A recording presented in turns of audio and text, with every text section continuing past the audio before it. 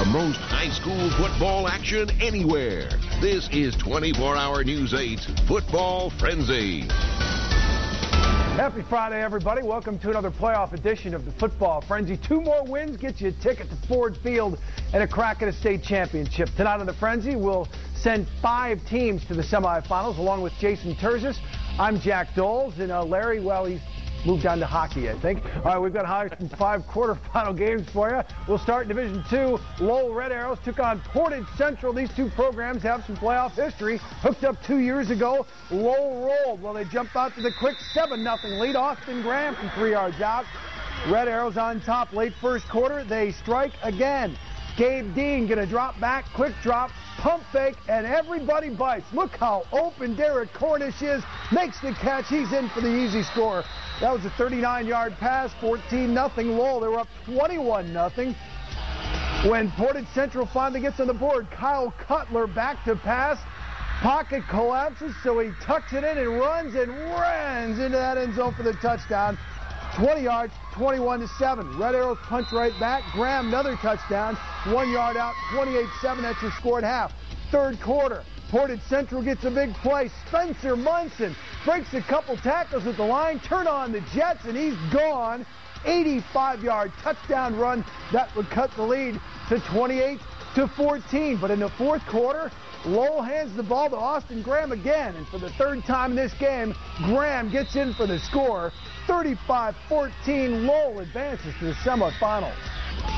Definitely establish the run game, get off the ball, and just keep pounding until we get that ball into the end zone. That was our goal tonight, and messed up down here once, and we're going to go back and fix that. Lowell football has been the same kind of group over the years, and they do the, you get yourself a fullback, and we go get ourselves a quarterback, and we get some linemen that can block, and then we have a defense that's always scrappy. And I think that this it's kind of been a hallmark of what we do here.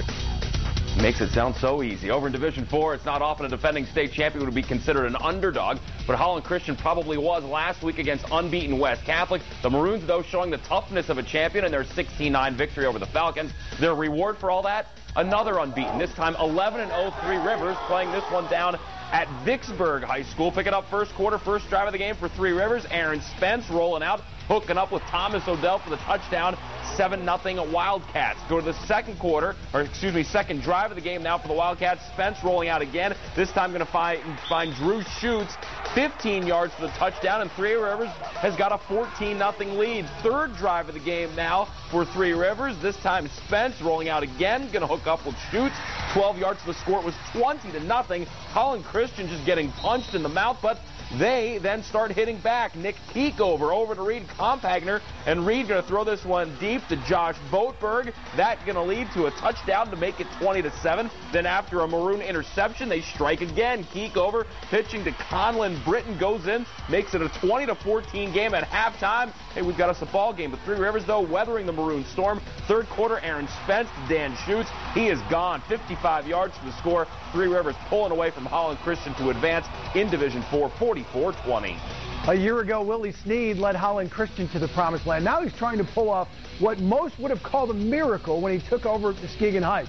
Tigers went from 2-7 to 2 wins away from earning a trip to Ford Field. Let's take you out to Grand Haven, where they took on Berrien Springs and fell behind 10-0. And Berrien Springs was driving for another score. Big play, though. Nolan O'Brien stripped by Andrew Cook. Keith Taylor scoops it up, and he's going to rumble 96 yards. Heights would cut the lead to 10-6. Huge play by the defense. Still in the second quarter, Willie Sneed, watch him hit Deontay Hudson. That's a sweet grab here by Hudson, in for the touchdown, 48 yards, 12-10. Then just before the half, Sneed, another big touchdown pass, finds Darryl Terrell on the out pattern, 10 yards, 25-10, Tigers at the half.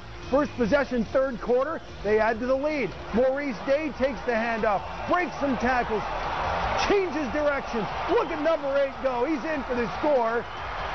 And that gives them a 32-10 lead. Looked like they'd pull away and win this one easy, but Berrien Springs makes it interesting. Nolan O'Brien to Anthony Johnson.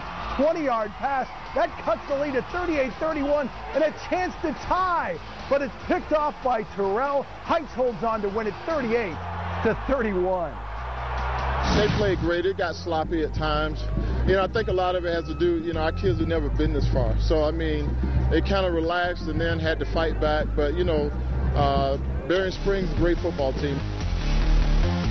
All right, next up, Division 7. Mendon has absolutely been unstoppable, an 11-0 record, just giving up 21 points all season long, but turned out to be a barn burner tonight. Mendon making the long road trip to Hudson.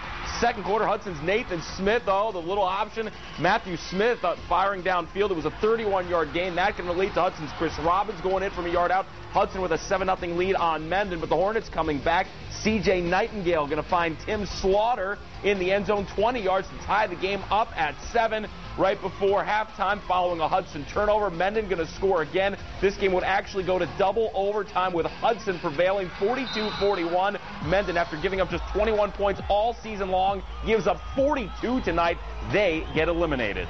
On our fifth and final stop, Division 8, where the defending state champs survived a big scare against top-ranked Climax Scots last week. Tonight, Muskegon Catholic made the trip to Cole, and they fall behind. Brendan Shalleck, quarterback keeper, 7-0 Magi.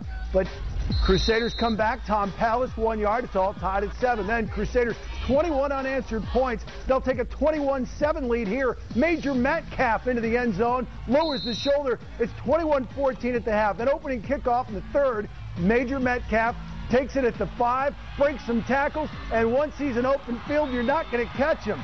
95 yards. Kickoff return, Muskegon Catholic Central, 35-21, Crusaders into the semis. We just need to continue to play good defense. Our offense has been potent enough to score points throughout the year. The key to us is if we can stop the other team. We didn't do a very good job the first time they had the ball, and then we gave them an easy touchdown at the end. But we kind of shorted up and made them punt, and we're looking forward to next week. We have an opportunity to continue to play again.